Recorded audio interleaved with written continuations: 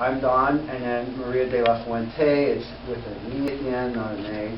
So she reprimanded me yesterday, and the day before, and the day before.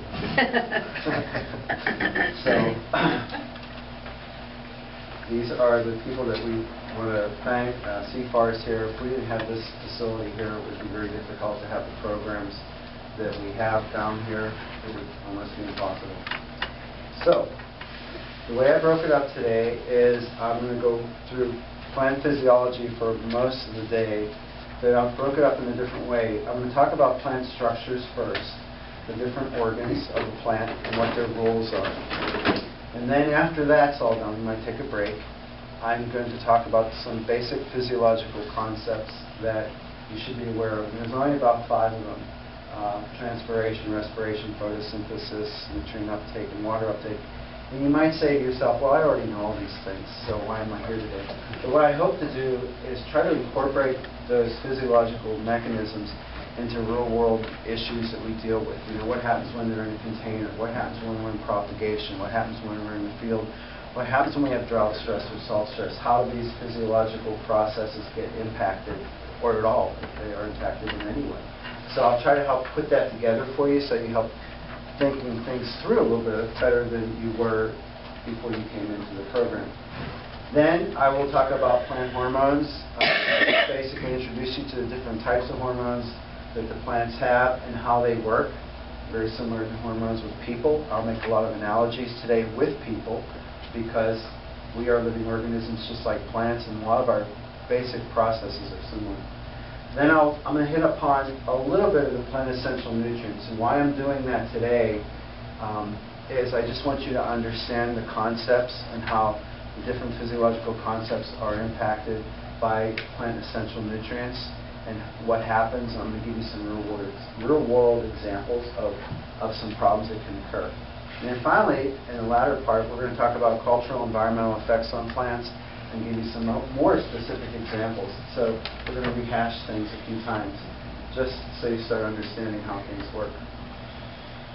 So broke it up very easily into roots, stems, leaves, and flowers. Nothing real complex here. Okay, the roots. So the roots serve a few purposes. One is anchorage, especially for trees, and storage of food. We'll explain that. Regeneration of new plants, and absorption of water and nutrients. And we'll talk about how that works. So anchorage is very important, especially in California with our Santa Ana winds that we get a lot. And so if you don't have good root structure, then you're going to have to come in and keep the tree supported. And in terms of your production process, when you have trees in 36-inch boxes, you have to have them anchored down, or you have to have stakes in the boxes, something to keep them from blowing over until they're planted on a natural landscape and they can start growing their roots and get the support that they need. Another essential function of root systems is food storage, and I mean carbohydrates. I'll talk about carbohydrates, and I'll use different words for carbohydrates. I'll talk about photosynthetates, sugars, starch. They're all products of photosynthesis. And so if I use them interchangeably, hopefully that won't get you too confused. There are different types of root tubers that are used for storage, and that's examples are dahlias, sweet potatoes, and Jerusalem artichokes. Usually when enlarged roots are used for storage, and what you'll know is with potatoes, for example, white potato, if you set it out, it's going to turn green. That's a modified stem. Even though it's underground, it's a modified stem. So it turns green when it's exposed to light. Roots usually do not turn green when they're exposed to light. So if you have a dahlia tuber sitting out, it's not going to turn green, or a sweet potato. So you know that's a root tuber, not a stem tuber. And these tubers are also used for propagation. But when you're doing propagation, for example with dahlias, you have to have a stem portion at the top. If you just have the root, it's not going to grow a new plant. You have to have a section of the stem for it to grow a new type of new stem tissue. So this is a close example. Can you see? Are you seeing? Well, or am I in your way? I'm in your way. He was smiling. I thought, oh, you're doing a great job. I can't see with what that smile meant. So this is a section of a root, and this is a very small root tip. Okay, this is the white portion, the young actively growing root tip. This is not the woody part that you usually see when you take a plant out of a container. This is the young actively growing white tips that are actively growing right now. We're springtime, especially in containers as the soil warms up. And so what I want to point out is when you cut through this young tip, this is the area where a lot of stuff happens. This is an essential area for nutrient and water uptake. And so if you have anything damaging these root tips, if you have Phytophthora coming in, or if you have some cultural management problem, or if you have waterlogging, and these young root tips are dying, then a lot of your nutrient uptake is impacted because the enzymes that are involved with the uptake and assimilation of nutrients is right in these young actively growing regions. This is the root cap, and that protects the root from the mechanical damage going into the ground as it's growing.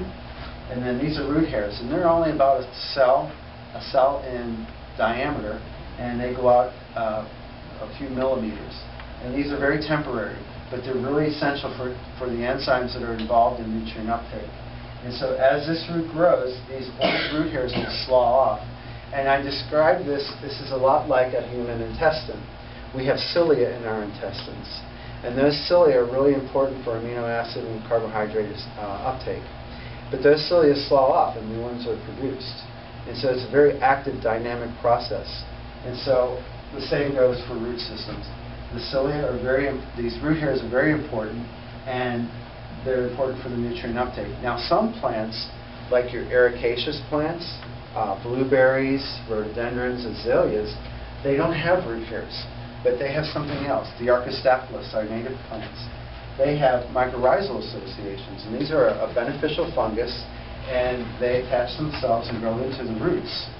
And what they do is they get nutrition from the plant, but in exchange they take up essential nutrients from the root zone and from the soil and translocate it to the plant. So those mycorrhizal are very important. Avocados are another example. They're mycorrhizal. And so a lot of these plants that are mycorrhizal usually have a higher requirement for more oxygen in the root systems than other plants. They don't tolerate low oxygen levels, and I'm going to explain why that's the case, why we need oxygen in the roots. But you'll notice with avocados and a lot of azaleas, they're very shallow rooted, and it's important not to disturb those roots digging around them because of the shallow root system that they can have. So when you go back a few more millimeters, what you'll have, when you look at this transverse section, you have the cortex, and then we have two different areas here. We have the xylem and the phloem. These are the translocation channels for the water and the nutrients once they're taken into the plant. We're going to talk about that a little bit later, but they start down here as they're being laid down and being developed. And then this red area is the endodermis. And what the endodermis is, it's an area of waxy layer around the cells, and what it does is it prevents things from going into the plant. I mean, you have to have some barrier, or else anything can get into the plant. And sometimes some pathogens and the like do.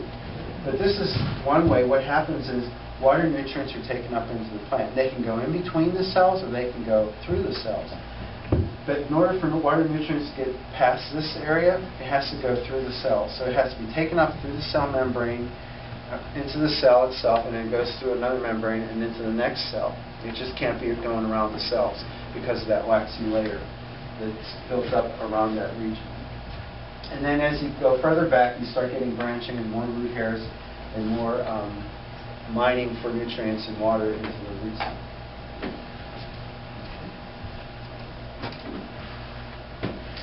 Now the xylem. So I talked about the different transport channels in the plant. So the xylem is the first one I'm going to talk about. And the xylem is made up of vessels or tracheas. And these are laid down in the plant. And once they're laid down and mature, they actually are no longer living, they senesce. But their function is still going on. And what they do is they take water from the roots up into the canopy, wherever it is needed. And the xylem works in one direction. It goes from the roots up into the shoots and translocates water. There are certain pathogens that will impact this, and when the pathogens get into the xylem and clog it up, then you have, it doesn't function as well. And so certain pathogens will do that in some cases. The other area, or the other translocation channel, kind of like our vessels, is the phloem. The phloem is a little bit different than the xylem. The phloem is laid down a series of cells, and these cells have these seed plates in between them, and they're kind of selective of what can be translocated up into the phloem. And unlike the xylems, the phloem has to stay alive for it to function. These membranes have to serve their purpose, and if they senesce, then they no longer work. In addition to that, the phloem can go both ways. It can go up and it can go down. So it can translocate water, nutrients, and amino acids and carbohydrates from the root structure, but it can also translocate photosynthates and nutrients down to the root system. And this is important because the roots need carbohydrates to grow and develop as well. And since the roots do not have any photosynthetic capacity in most plants, they need to get it from the canopy of the plant. So that is the transport channel that is used for the carbohydrates to go down into the root system for growth and development. Now this is a cross-section of the root. I'm going to talk about two different types of roots this morning, monocots and dicots. And so this cross-section, if you were to take the root and slice it in half and look down, this is what you're going to see inside. So this is the xylem. The xylem is, again, the channel for water and nutrient uptake into the canopy. And then these are the phloem. And again, this is for the carbohydrate and amino acid nutrient movement back and forth in the plant itself. And this is that barrier. The endodermis is this red region, which prevents things from moving in and out freely. It has to go in through the cells. And it's also, this Casparian strip is what it's called. And then you have your root hairs coming out here, and then your epidermis and your cortex. Some roots have thicker cortexes for storage of tissue in the plants, depending on what type you have. So, are there any questions on the roots so far? Because we're going to go to the stems now. No questions for roots? So, question. Yeah, on the xylem that you mentioned, that's where it absorbs amino acids, is that correct? So the xylem is when water and nutrients are taken up into the plant, like nitrogen, phosphorus, and water, the xylem translocates that up into the canopy. Okay, that's strictly for water movement. Okay. The phloem, on the other hand, moves nutrients from the canopy, carbohydrates, down into the roots, because the roots need carbohydrates to grow and develop. And so the phloem does that. But the xylem is water movement. It's like a straw. And that driving force for that is actually transpiration. Like we sweat, okay, plants transpire. And I'll explain that later. But that's the driving force for sucking water up into the plant and into the canopy. Go ahead. Where does root rot begin in this process? So root rot, depending on the pathogen, root rot, it depends on what the pathogen is, will affect the young actively growing roots. And that's the region that's a problem. Now, there are other types of organisms, nematodes and stuff, that can attack root systems and get that plumbing damaged. But what I was pointing out before was that those young actively growing roots are really important. They may be they may look like the smallest part of the plant, but actually they're really the most essential part of the plant. And when those are damaged and phytophthors and stuff are feeding on those root tips, you really do impact the plant a lot more than, say, if something was feeding on the woody area along the other part of the root.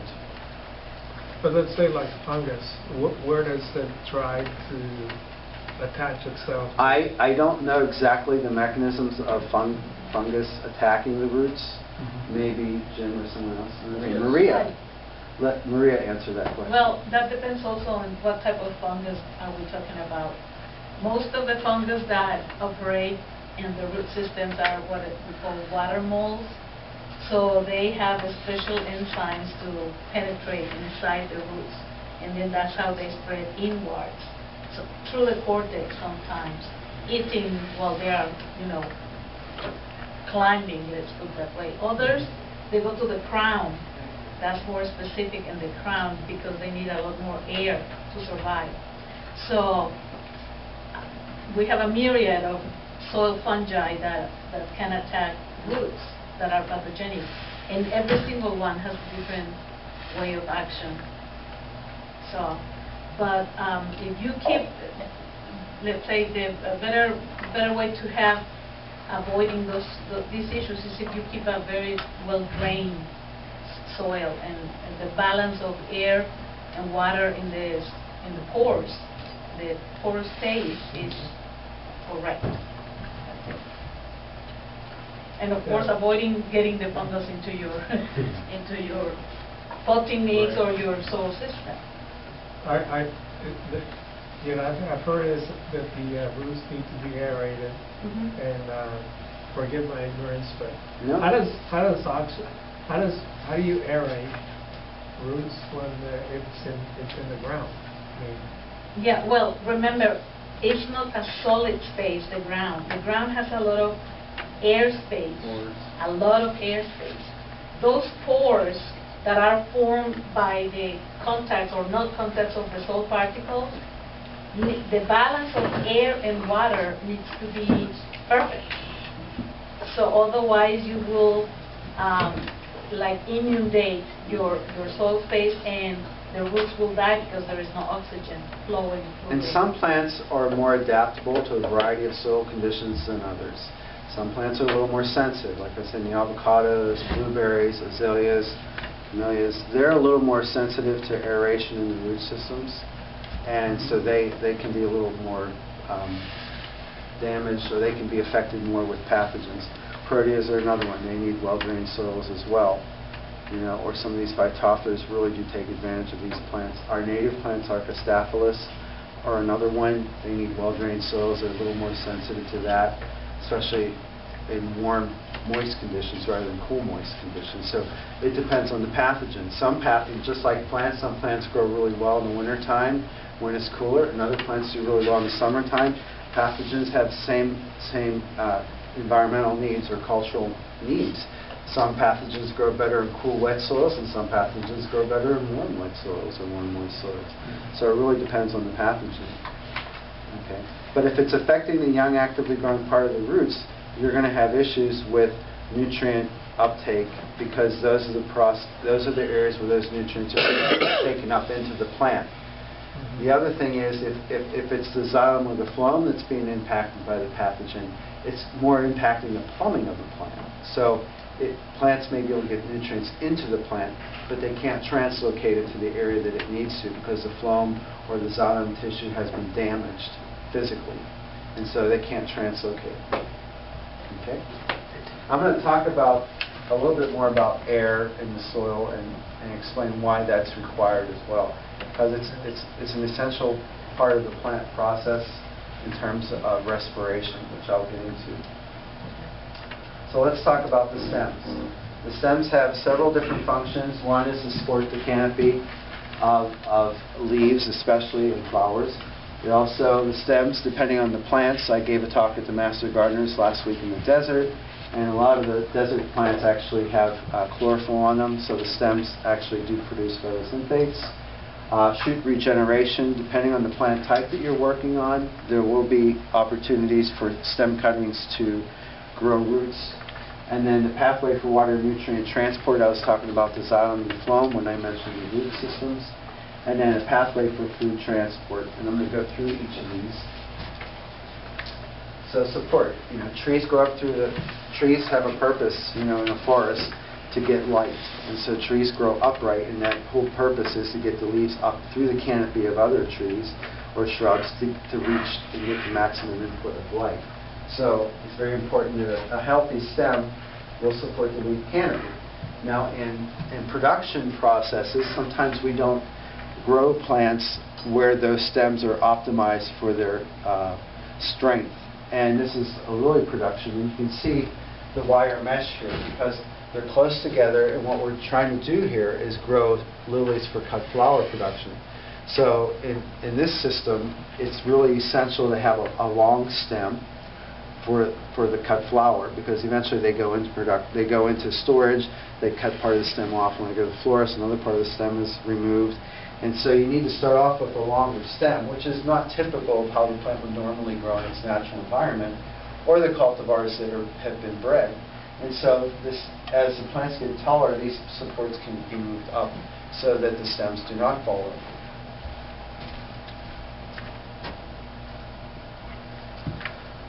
Now, in some cases, the stems are also used for storage of sugars, and this is an example of corms or of gladiolas.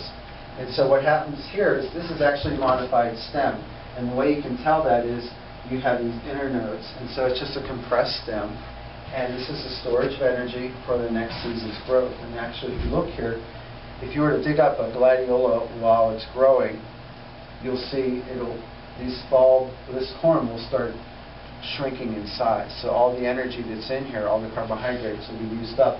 This is actually last season's corn, and it's already senesced and lost all of its energy. It's dried up. And when you do it, you do harvest a gladiola, you cut the flower, but if you want to save the plant for next year and grow another crop, it's very easy. You do not want to cut back the leaves, because the energy that's required to make this corm again is actually coming from the leaves. So you want to leave that there. If you were to pull this up after they're done flowering, you'll see that that corm is very small, and by the end of the season you have a mature corm. And in some cases you get these small cormals, which are new corms forming, and you can plant those out in a couple of years. When they get large enough, they will also produce flowers. So there are different types of modified stems. An example of modified stems, as I said before, are the corms, gladiolas, crocus, and freesias. So the stems are compressed, and you can usually see the internodes. And then different types of rhizomes. These are stems that grow along the ground, would be iris and calla lily. And stolons are also a modified stem. We see that in strawberries and potatoes and agaves. If you look at some of these very agave plants, you'll see them coming up a few feet away from the mother plant. And if you look at that, you'll see leaves, modified leaves that are much smaller, even underground. And then you'll see the stem stretching to send off a new plant. And of course, the potato tubers are another example of modified stems. And again, I let people know that if you're not sure whether it's a root or a stem, if it's exposed to the light, it will usually turn green if it's a modified stem. So the way you can tell what a stem is that you have at each node, this is a node where the leaf is connected, and then this is called the internode region. And so at this node, you can either get a new shoot or you can get a flower, depending on what the plant type is and the time of year. So now this is in a cross-section of a herbaceous stem, and you'll see here that you have the xylem tissue and the phloem tissue throughout the stem, and then you have your epidermis, and you have your cortex here, which can be used as starch storage. And then here you can have sclerenchyma cells, and that kind of gives it the strength of the plant. And when we're growing trees and such, where the stems are not really, we're growing things very fast, sometimes they need to be supported, and we stake them up. But then once the plant matures, we want to take that stake off, especially in landscape production, because the mechanical stress of the wind will actually cause the sclerenchyma cells to be laid down, and you get a stronger stem. So when I showed you that example of the lilies with the mesh before, if that mesh wasn't there, we'd probably get flopping over of the lilies. But as they started to grow, there would be more sclerenchyma cells laid down, and you'd have a stronger stem in the beginning. But because we're growing them with such close proximity, they tend to fall over if we didn't have that mesh. Now, so take a look at that, and you see how the xylem and the phloem are arranged in that cross-section? Because we're going to move on, we're going to see differences now. So this is the example of those lilies. So if they weren't so close together, and they were out in more sunlight, these were in the greenhouse, this tubing is just irrigation. The sclerenchyma cells that were in here would be laid down a little more so because of the mechanical disturbance. And actually, in production of bedding plants and some other plants, they actually will do mechanical, they will induce mechanical stress through fans and such to keep the plants stunted. Sometimes you can keep them smaller if you have fans and air moving those plants so they won't get as tall and stretched out when they go for sale and retail. Now this is a monocot stem, so this would be your palm trees, your bamboos. And so what's happening here is you see the xylem and the phloem, they're in these bundles scattered throughout the stem. So when you have a large palm tree, say you have a Jubea chileensis, those big Chilean wine palms are big fat trees, or the queen palms, the sclerenchyma, the xylem and the phloem bundles are scattered throughout the entire plant. And then this is the cortex, the starchy areas, and that serves as food for the plant in times of stress when it needs it, depending on the type of plant we're talking about. So these vascular bundles are very important that they're scattered throughout in the palm tree. So what happens is when you go through and you're in a landscape program, landscape maintenance, and you get damage from a weed whacker or something, what happens is it hits this epidermis, and it may damage one of these bundles or a couple of these vascular bundles, but it won't damage the whole area. And so it's not good to be damaging the tree and that stem because secondary pathogens can come in. But the tree could still actively grow. You see palm trees that have been hit by cars and stuff, and they still manage to grow. But with dicots, that's going to be a different story. Okay, so when we get into the dicots, which are most of the trees that we grow, it's a little different. This is a cross section. And if you look out here, this is the bark, or the old growth. And if you look at this yellow ring, that's the cambium. And the cambium is the region where the xylem and the phloem are laid down and produced. It's a living part of the plant tissue. And the xylem is laid down on the inside of the tree, and the phloem is laid out towards the outside of the cambium. So in a season of growth, you get xylem and phloem. And when they do tree rings and they look at environmental effects on rain patterns and stuff over the history of a region, the larger, thicker diameter of xylem means that it was a wet year because more xylem vessels could be laid down during a rainy year versus a dry year. But what's interesting here is because you have the phloem on the outside, instead of scattered throughout in bundles like we did with the palm tree, when you go in and you have things like crepe myrtles, thin-barked trees, and you get a weed whacker in there or someone's damaging that tree, what's happening is you're damaging the phloem. And as you damage that phloem, well, what's happening? You're damaging the plant's ability to translocate sugars from the top of the tree down into the root system. So that's okay for a while. But if you do enough damage on this region, and you, what we call girdle, that whole region, what happens is you no longer get carbohydrates, photosynthetates going down into the root system. Okay, and eventually the roots start dying. And this process seems gradual, but when you see it in reality, when you see it in a real-world situation, trees will often go through certain changes. One of the things that's going to happen, you'll see with crepe myrtles or hibiscus, if you do standards, you'll see all of a sudden some of these plants will start flowering a lot more. The crepe myrtles will seem to flower more. The hibiscus will flower. They'll just be loaded with flowers, much more so than the other plants. Well, what's happening is the carbohydrates are staying up in the canopy. And so that's signaling the plant to produce more flowers. And they actually do this in fruit crop production. They used to do it a lot. With some trees that are not very precocious, don't produce a lot of fruit. So what they would do is they'd partially girdle that phloem, and that way there would be more starches and more carbohydrates staying up into the canopy, and it would induce flowering and fruit production. And then that would heal over during the season. But what happens with the ornamental plants like crepe myrtle, when you see that flowering, and then next day you come in and the whole plant collapses. Well, what happens is the whole root system has basically gotten to a point of no return, and it collapses. And it just, you can't take up water, and so the plant wilts. So initially the plant is able to get enough water up into the canopy, even though parts of that phloem were damaged, because the water can be taken up, right? The xylem isn't what's damaged when you damage a tree trunk. It's the phloem that's damaged. So water can keep going up into the canopy. But it's when the phloem can't get enough carbohydrates down to the root system that the root system starts to senesce. And then once that root system senesces, the water can't be taken up into the tree from the roots. But it's not the xylem's problem, it's a phloem thing in the beginning. Okay, does that make sense? Any questions on the stems? Is this almost like avocados, when they grow avocados? Okay, in what way? Like What's the question? the same thing with avocados. You have more production on the above where the girdling goes on. Right.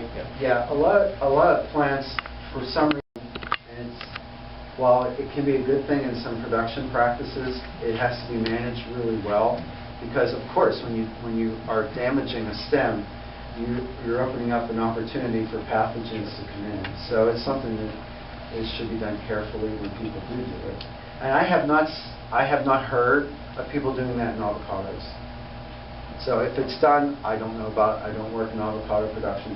Seems like a scary thing to me with avocados, because they are so temperamental, it seems, with some of these water molds and stuff. So there are other things that influence bearing on plants. Some plants go into alternate bearing, citrus and the like. They have on-year and off-years, so there are a lot of different things that were involved with production and flowering. With the avocados, it's kind of the opposite. You know, I have a grower, and it's sometimes when I see the plants with crazy flowering, it usually means that tree's not doing well. Okay, so you do Usually see that. It seems like it's something stressed. stressed. If it goes crazy compared to the others, usually it's because it's not very happy. Yeah. So And you'll end up with lots of avos and no leaves. okay. And then, that's problematic. Yeah. So there could be something going on there with the stem, or it could be some other things as well. So plants sometimes when they're stressed will go into flowering mode. And like I said before, that's one opportunity that people do use to get more fruit production. But if you have no leaves, you're not going to get a full-grown avocado at the end of the season, or have a good root system. So now we're going to talk about the leaves and the functions of the leaves. And it's going to be basic things. We're not going to get into photosynthesis and transpiration until after this part of the talk. So leaf has several functions. One is storage of sugars. And depending on leaves, some leaves are bigger than others, thicker, they have more tissue, and they can store carbohydrates in their tissue. Another essential part of leaves is transpiration. We're going to get into that. And transpiration is evaporation of water from the leaf surfaces. If we didn't have transpiration, we wouldn't have the driving mechanism for water uptake into the canopy. Evaporation also occurs primarily through the stomates. There are pores that are openings on the leaves, and without those, the water would not go through the plant as quickly. Also, you need stomates, pores, openings for carbon dioxide to go into the leaf for photosynthesis. We'll talk about that. And then photosynthesis, probably the major thing that everyone's familiar with leaves. So the other thing, I don't know why that's there. Oh, okay, so So these are modified leaves. So in some plants like onions, tulips, and amaryllis, what may look like a modified stem, because we saw corn before of gladiola, these are actually modified leaves. And the way you can tell is you see the stem base here where the roots are, and then these are all modified leaves that are thickened. And these actually do serve as storage. And with tulips and a lot of these other bulbs, that flower bud is already laid down, and it's in there. And if it's not handled properly, that bud will die. And we're going to do some examples of that later about environmental effects on flower bud development and growth. A lot of the things we'll talk about today, when we're troubleshooting, you have to be a detective. You have to know what happened to the plant in the past, because a lot of the symptoms and problems that occur in production will be things that are expressed later on during the production process. So understanding what's going on is really important with these things. So the flower bud is here, and certain environmental conditions need to be done for that flower bud to come out and develop properly. You need to get root development, and then you need other environmental stimulus to get the flower bud to come out of the plant. So you can see here's the modified stem. It's compressed down here, but these are all modified leaves. Okay.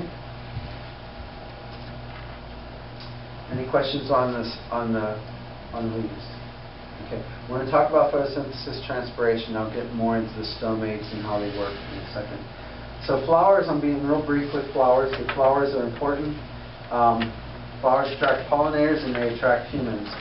Flowers serve a purpose. They're something for seed production in the plant. And so, however they're pollinated is important. If they're pollinated by butterflies or hummingbirds or bees, they need to attract those organisms to get that process occurring, and cross-pollination is very important for many plants. Some trees and plants also are pollinated through the wind, and so having a very showy flower isn't really essential. But of course, in our business, it's all about show and aesthetics, and so pretty flowers attract people, and when people are attracted to flowers, that means we usually can make a profit from that, and so most people in here will follow through with that.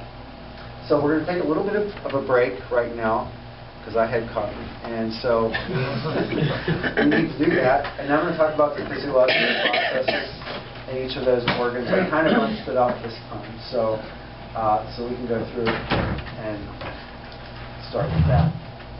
Okay? Any questions for now? No? Okay. It's a series of lines that make it actually look like a series of a bunch of them. That one guy did.